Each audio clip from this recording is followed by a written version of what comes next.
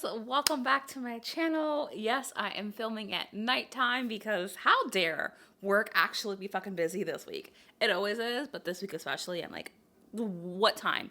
I work late most days of the week, but that's besides the point. As you can see from the title of this video, I want to do some recommendations for the most romantic books I ever read. This list was surprisingly very difficult to make because while I am a romance girly, as evidenced by the pajamas I didn't change out of, but honestly, it fits the theme. Come on, welcome to the Romance Reader Motel. Obviously, I'm on theme, but I love so many romances, but I can't say that they're all the most romantic books in my mind. I really want to go through every romance I ever give a 5-star and pick the ones that genuinely made me swoon. In making this list, I noticed a theme for all of the heroes of this book. And if you notice that theme too, then you can psychoanalyze me, because I think it's very obvious.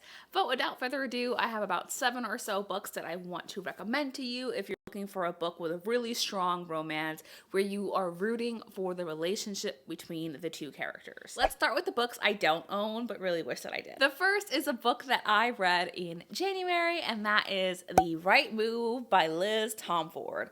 And I swear it's pronounced Liz Tomfordy, unless the audiobook narrators were just fucking it up each time they said the name. But this is a sports romance following a flight attendant named Indy.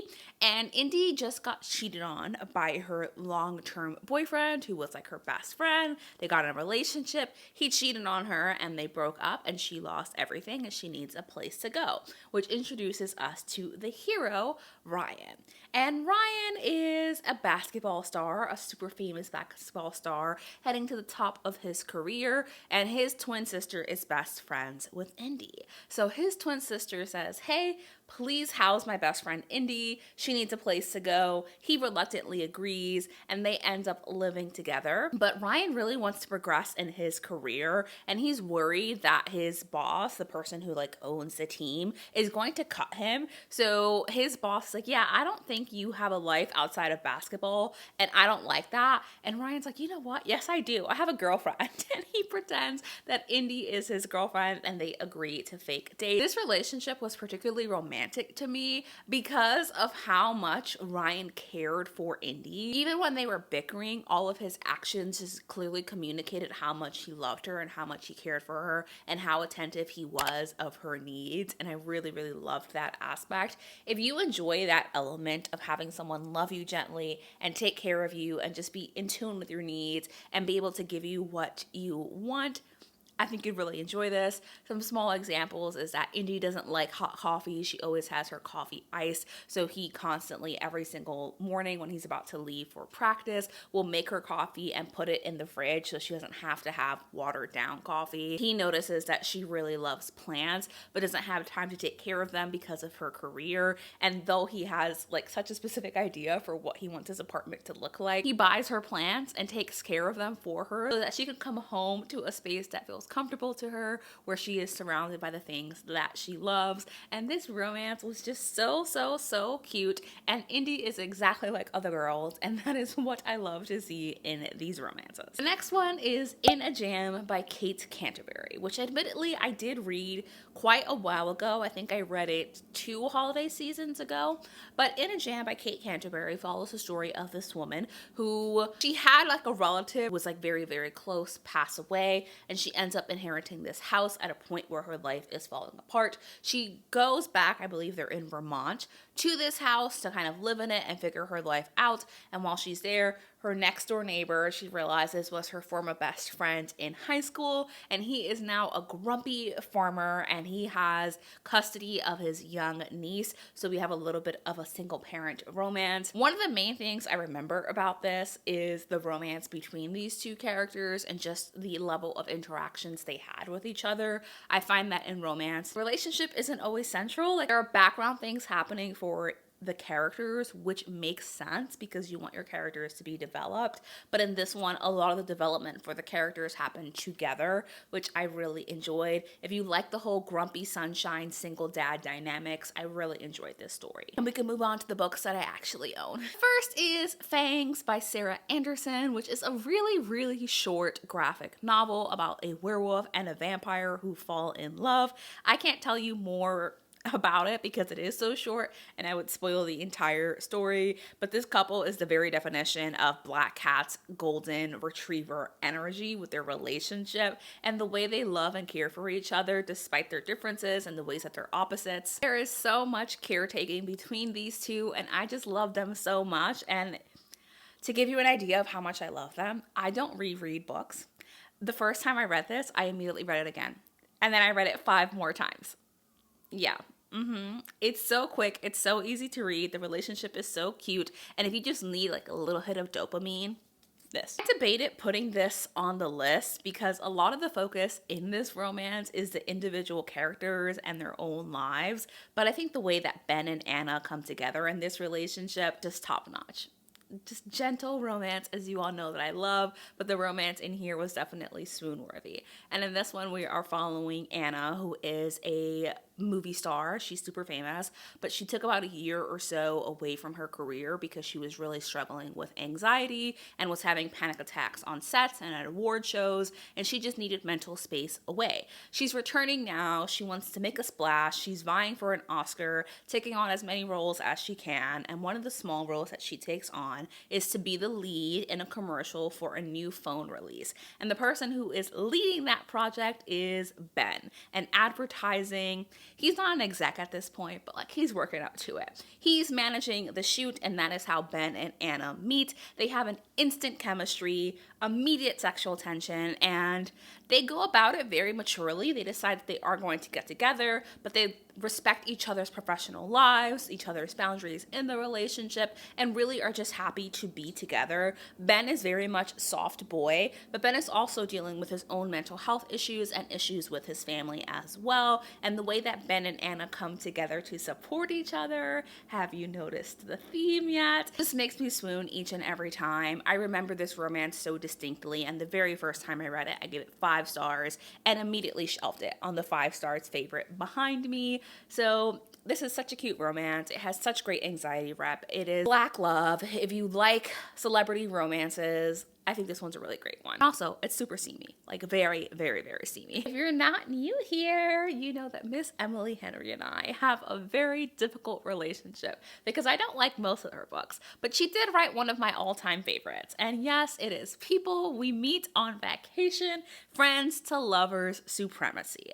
This one is following Poppy and Alex, who were best friends all throughout college and throughout their young adulthood until something happens and they stop speaking. It is many years later, and Poppy is finding herself in a state in her life where she recognizes that she's not happy in the career that she's worked for so long, and she doesn't know where she wants to go next. She's having difficulty locating happiness in her own life, and the last time she remembers feeling happy was with her best friend Alex, and she really regrets that they stopped speaking. So she reaches out to Alex on a whim and says, "Hey, I really want to speak to you.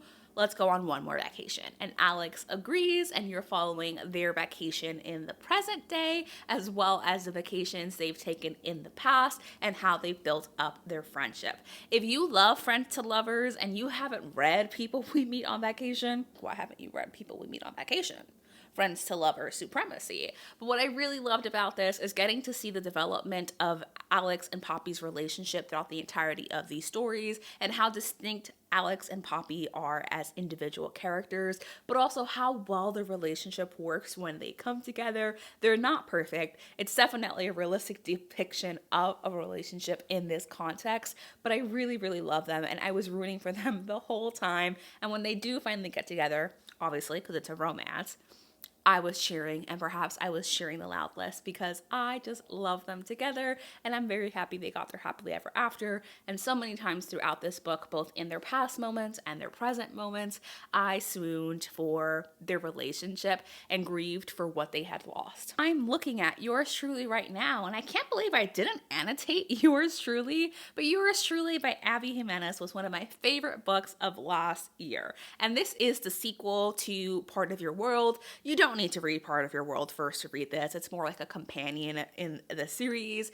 And this one we're following Dr. Brianna Ortiz, who is dealing with a lot at the moment. Her brother has a failing kidney and is really struggling with his mental health. She just recently got divorced from her cheating ex, and now she's trying to find stability in her life, and she wants to go for this position as the head of the hospital that she works at. However, they get a new doctor named Jacob Maddox, and she comes to believe that Jacob is here to be her competition for the job, which she feels is deeply unfair because he's not as qualified as her to be the head of the hospital and has not been there as long as she has. They immediately get off on the wrong foot because of Jacob's very rough first day and the things that he's doing. They end up in very awkward situations until one day Jacob writes her a note apologizing and explaining that he actually has really, really terrible social anxiety, that he's not interested in the role, he's not here to take her job, and they just start communicating and they start speaking to each other via letters and eventually form a friendship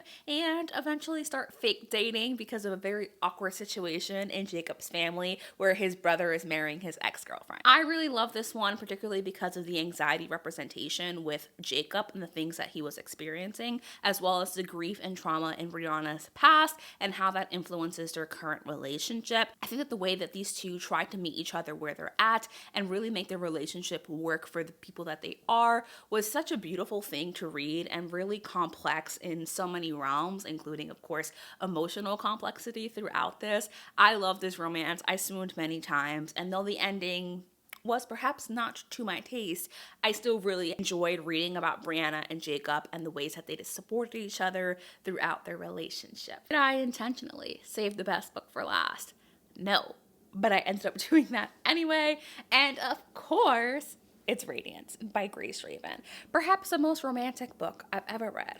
The book where I genuinely, in my heart of hearts, believe that these two are soulmates. Very few couples get that from me. And this book undoubtedly tops the list. So Radiance by Grace Draven, you can see my light in the reflection.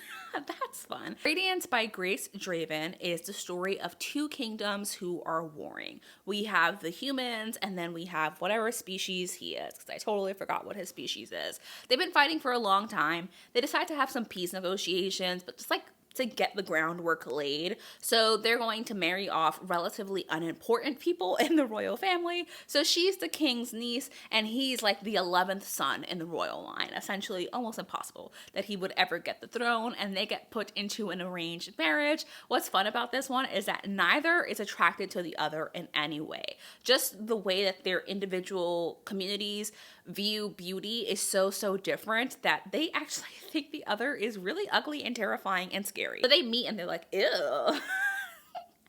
But they have really complementary personalities. So they do get married, they go off to his kingdom, and they try to get to know each other. And as they get to know each other, they realize that they have so much in common, that they're actually extremely compatible, and that their relationship works really well. And their friendship develops before their romantic relationship ever develops. By the time we get to the romantic relationship, you are just rooting for them because, again, Grace Draven really convinces you that they are soulmates. And when their friendship is developing, you're just there swooning and giggling and blushing and smiling because it's so cute. It is so cute the way that they come to know each other and the way that they fall in love over time. So at the time they get together, you're just like, yes, I was waiting for this one. I love this one with all of my heart. It does have a sequel right there, Eidolon. Eidolon has a different tone than Radiance. I love Eidolon too, but just warning you now that when you get to that one, it's not this one. So there you have it. Those are the most romantic books that I've ever read, or the books that just made me swoon with the relationships that I love the most. I hope that you enjoyed this video as always. Thank you so much for watching. Subscribe if you are not already because it genuinely does support this channel and the YouTube algorithm. Let me know what your favorite romances are in the comments below, or if based on this list you would have a recommendation for me. I think that could be really fun. You can leave that in the comments below, and I'm going to see you in my next video. Bye!